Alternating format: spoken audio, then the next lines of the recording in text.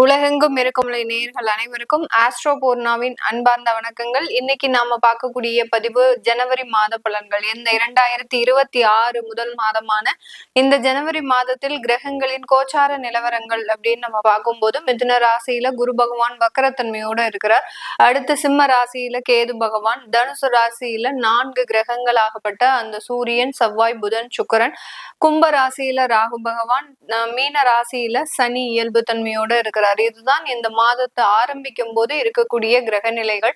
இந்த மாதம் தொடக்கத்துல 1ஆம் தேதி, அதாவது புத்தாண்டு வருடமான இந்த 1ஆம் தேதி ஜனவரி மாதம் சந்திரன் அப்படின்னு சொல்லக்கூடிய நம்ம மனநிலையை குறிக்கக்கூடிய அந்த சந்திரன் அப்படின்ற ஒரு கிரகம் பாத்தீங்கன்னா காலபுருஷனுக்கு 2ஆம் இடத்துல இருக்கு. இந்த 2ஆம் இடமான இந்த ரிஷப ராசியில இருக்கு. ரிஷப ராசியில இருக்கிறதுனால இந்த மாதத்தின் தொடக்கத்திலிருந்தே அனைத்து நபர்களும், அனைத்து ராசி என்பர்களும் அதிகப்படியான வருமானத்தை நோக்கி பயணிக்கக்கூடிய ஒரு நேரமாக இருக்கும். குடும்ப வாழ்க்கையில ஒரு நல்ல ஒரு மாற்றத்தை அமைக்கக்கூடிய ஒரு ஆண்டாகவும் தான் இந்த 2026 அமைய போகுது. இந்த மாதத்துல, இந்த ஜனவரி மாதத்துல இருக்கக்கூடிய கோச்சார கிரகங்களின் பெயர்ச்சிகள் அப்படின்னு பார்க்கும்போது, இந்த மாதம் 13ஆம் தேதி அந்த சுக்கிரனாகப்பட்டவர் அந்த தனுசு ராசியிலிருந்து காலபுருஷனுக்கு 9ஆம் இடத்துல இருந்து 10ஆம் இடமான அந்த மகர ராசிக்கு பெயர்ச்சியாகி வருகிறார். அடுத்து அந்த 15ஆம் தேதி சூரியன், 16ஆம் தேதி செவ்வாய், 17ஆம் தேதி புதன், இந்த 3 கிரகங்களும் அடுத்தடுத்த தினங்கள்ல அந்த மகர ராசிக்கு பெயர்ச்சியாகி வருகிறார். இதுல இருந்து இந்த மாதம் பாத்தீங்கன்னா ஃபர்ஸ்ட் ஒரு 15 நாட்கள் 4 கிரகங்களும் தனுசு ராசியிலையும், அடுத்து 15 நாட்கள் அந்த 4 கிரகங்களும் மகர ராசியிலையும் பிரயாணிக்க போகுது. இதனால ஒவ்வொரு ராசி என்பர்களுக்கும் இருக்கக்கூடிய பலன்களை பற்றி நம்ம இந்த பதிவுல தெளிவா பார்க்கலாம். இந்த சேனல்ல முதன்முறையா பாக்குறீங்க அப்படின்னா சப்ஸ்கிரைப் பண்ணிக்கோங்க, பெல் பட்டன்ல ஆல் ஆப்ஷன் சூஸ் பண்ணிக்கோங்க. ரிஷபராசி என்பர்கள் ஒவ்வொரு இடத்துலயும் ஒரு யூனிக்காக செயல்படக்கூடியவர்கள் இந்த ரிஷபராசி என்பர்கள். குடும்பம் சம்பந்தப்பட்ட விஷயத்துல நிறைய விஷயங்கள்ல ஒருத்தர் சொல்றத அப்படியே நம்பி ஏமாறக்கூடிய ஒரு நபர்களும் இந்த ரிஷபராசி என்பர்கள் தான். காலபுருஷனுக்கு 2ஆம் இடமான அந்த குடும்பம், தன குடும்பம் வாக்குஸ்தானத்திலேயே இருக்கிற இந்த ராசி என்பர்கள் எப்போதுமே குடும்பம் தான் கெதின்னு இருப்பாங்க. அந்த குடும்பத்துல இருக்கக்கூடிய நபர்களை தவிர வெளியே இடத்துக்கு போயிட்டாங்க அப்படின்னா ரொம்ப ஒரு பதற்றம் அதிகமாக இருக்கும். அதே நேரத்துல அந்த குடும்ப நபர்களையும் கூடயே கூட்டிட்டு போகக்கூடிய ஒரு பழக்கம் இருக்கக்கூடிய ஒரு நபர்களாக தான் இந்த ரிஷப ராசி என்பர்கள் இருப்பாங்க. இந்த மாதத்துல ஜனவரி மாதத்துல ராசிக்கு உண்டான அதிபதியாகப்பட்ட அந்த சுக்கிரனாகப்பட்டவர் உங்களுடைய ராசிக்கு 9ஆம் இடமான அந்த பாக்கிய ஸ்தானத்துல இருக்கிறார். பாக்கிய ஸ்தானம்ன்றது எல்லாருக்குமே நிறைய பார்த்துட்டே இருக்கிறீங்க, ஜோதிட பலன்கள் எல்லாம் பார்த்துட்டே இருக்கிறீங்க, அதனால நல்லாவே தெரியும். பாக்கியஸ்தானம்ன்றது உங்களுக்கு கிடைக்கக்கூடிய நன்மைகள் தானாக தேடி வரக்கூடிய ஒரு ஸ்தானம் தான். அதே மாதிரி தெய்வ அனுகிரகம், முன்னோர்களினுடைய ஆசீர்வாதம் அப்படின்னு சொல்லக்கூடிய எல்லா வளமும் கிடைக்கக்கூடிய ஒரு ஸ்தானம் தான் இந்த பாக்கியஸ்தானம். உங்களுடைய ராசி அதிபதி அப்படின்னு சொல்லக்கூடிய அந்த சுக்கிரன் 9ஆம் இடத்துல இருக்கிறதுனால இந்த மாதத்துல நீங்க எப்போதுமே பெற்றோர்களினுடைய ஆதரவை பெறக்கூடிய ஒரு மாதமாக தான் இருக்க போகுது. இந்த மாதத்துல நிறைய பேருக்கு காதல் திருமணங்கள் சக்சஸ் ஆகக்கூடிய ஒரு நேரம், பெற்றோர்களின் முழுமையான சம்மதத்தோடு.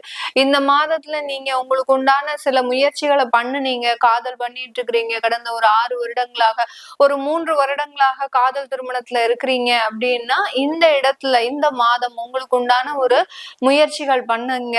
அதாவது ஒரு திருமணத்திற்கு உண்டான முயற்சிகளை அந்த பெற்றோர்கள் கிட்ட நீங்க தெரிவிக்கும் போது ஆட்டோமேட்டிக்காக அந்த சம்மதம் அப்படின்றது இந்த மாதத்துல கிடைக்கக்கூடிய ஒரு தருணமாக இருக்கும்.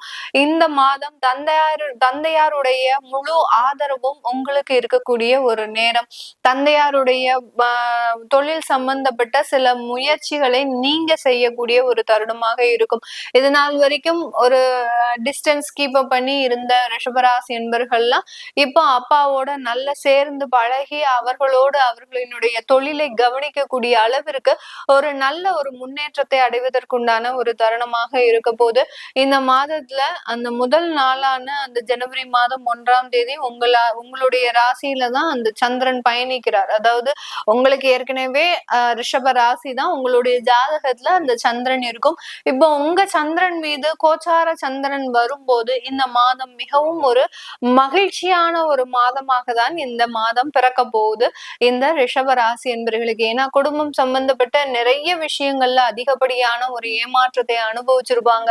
கொஞ்சம் நஞ்சம் கிடையாது. நிறைய பேர்கிட்ட பணம் கொடுத்து அதுல இருந்து வெளியில வர முடியாம ஒரு தவிக்கின்ற ஒரு நபர்களும் இருப்பாங்க.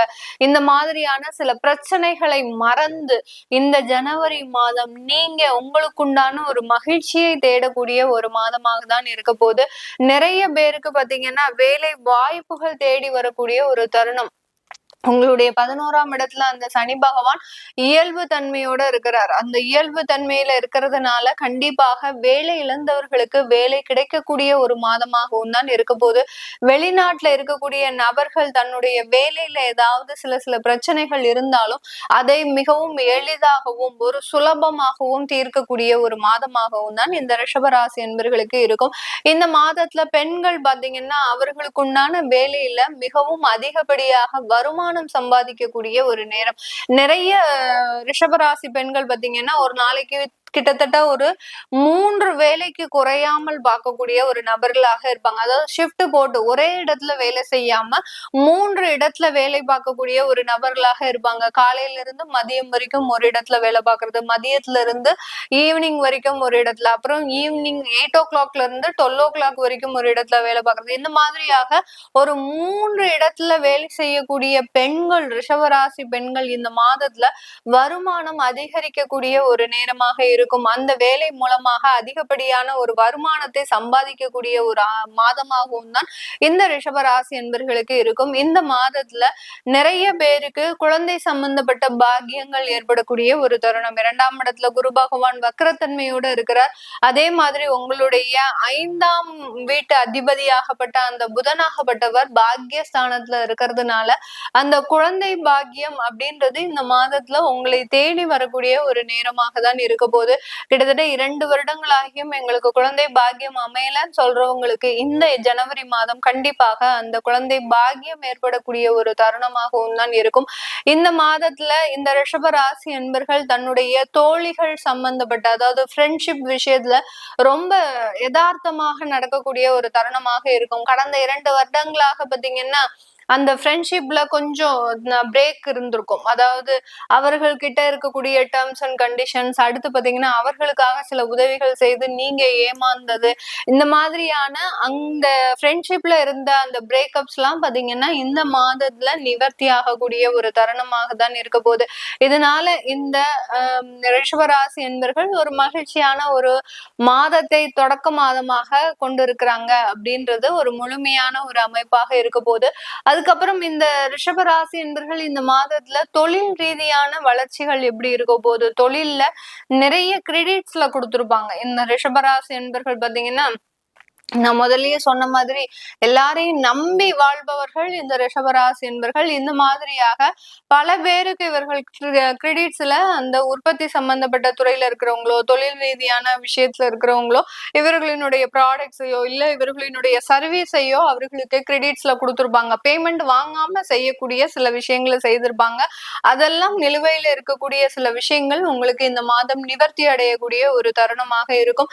நீங்க 4 பேர்கிட்ட ஏதாவது ஒரு சின்ன பிசினஸ் சம்பந்தப்பட்ட இன்வெஸ்ட்மெண்ட்டுக்காக 4 பேர்கிட்ட அப்ரோச் பண்ணிருந்தீங்க அப்படின்னா அது இந்த மாதத்துல உங்களுக்கு நல்ல ஒரு மாற்றத்தை கொடுக்கக்கூடிய ஒரு மாதமாகவும், அவங்க நீங்க என்ன பிசினஸ் பண்றீங்க, இவ்வளவு இன்வெஸ்ட் பண்ணா எவ்வளவு கிடைக்கும் அப்படின்ற மாதிரியாக உங்ககிட்ட ஒரு பிசினஸ் ப்ரப்போசல் கொடுக்கறதுக்கு உண்டான ஒரு தருணமாகவும் தான் இந்த ரிஷபராசி என்பவர்களுக்கு தொழில் ரீதியான சில முயற்சிகளுக்கு நல்ல ஒரு பாசிட்டிவான விஷயங்கள் நடக்கிறதுக்கு உண்டான ஒரு தருணமாக இருக்கும். இதெல்லாமே நம்ம கோச்சார நிலவரப்படி பலன்களை சொல்லியிருக்கோம். உங்களுடைய சுய ஜாதகத்துல திசா புத்திகள் எப்படி இருக்கு, அடுத்து பாத்தீங்கன்னா உங்களுக்கு உண்டான தெய்வ பலம், அதாவது ஒரு ராசிப்படி ஒரு தெய்வமாகவும், நட்சத்திரப்படி ஒரு தெய்வமாகவும், தினப்படி நாங்க ஒரு தெய்வத்தை வழங்குறோம்.